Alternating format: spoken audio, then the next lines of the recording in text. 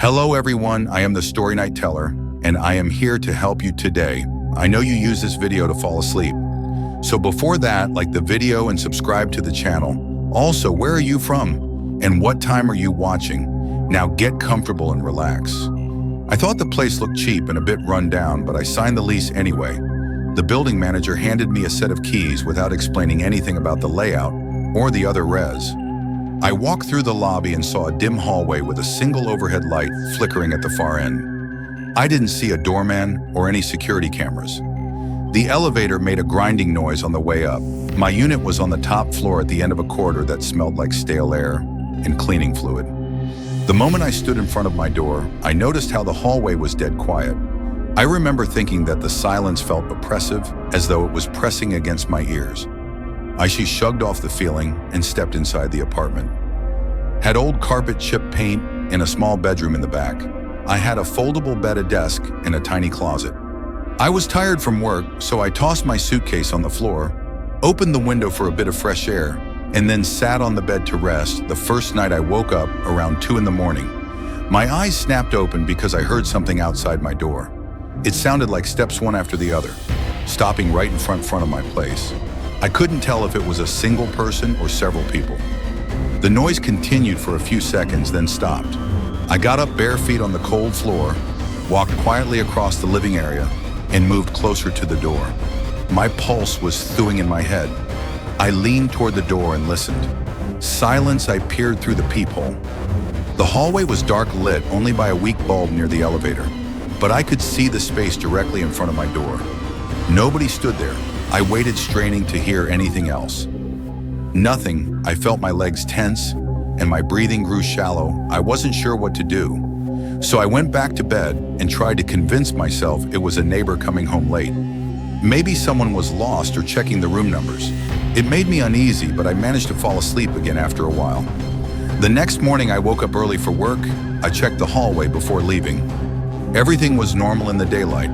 The corridor looked the same as when I first arrived, a long stretch of doors, a few burnout lights, and a dusty exit sign. I tried to forget about the footsteps. I reminded myself that it was just my second day there, and I didn't want to start losing sleep over small things at work. I focused on my tasks and tried to keep busy around lunchtime. I noticed I felt jumpy whenever I heard someone walking down the office hall. My mind drifted back to those footsteps outside my apartment door, but I forced myself to ignore it and push through the day. That night I prepared dinner in the tiny kitchen area. I had a cheap lamp on the counter and the overhead light was flickering. There was some kind of faulty wiring in the ceiling while I was eating. I thought I heard the pipes knocking in the walls. It was a rhythmic sound like a distant series of taps. I put my fork down and listened, but it stopped. My phone buzzed, and I realized it was a message from a coworker. That small interruption helped me relax after dinner. I paced around trying to make myself comfortable. The living area had a little couch, a coffee table, and an old TV that barely worked. I turned it on for background noise, but the signal kept cutting out. The place felt too silent without any static or hum. I eventually went to bed around 11. I fell asleep faster than I expected, then around the same time as the night before. I woke up again. The footsteps were there, right outside my door. The pattern was the same. A few steps, a pause, then a few more steps. Then they stopped. My heart pounded so hard I was sure I could hear it in my ears. I got up and went to the door with shaky legs. I hesitated before looking through the peephole. Once again, I saw nothing but the empty hallway. My mouth went dry and my hand trembled on the doorknob.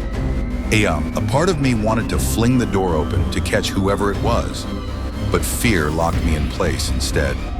I whispered, "Who's out there?" No answer, no movement.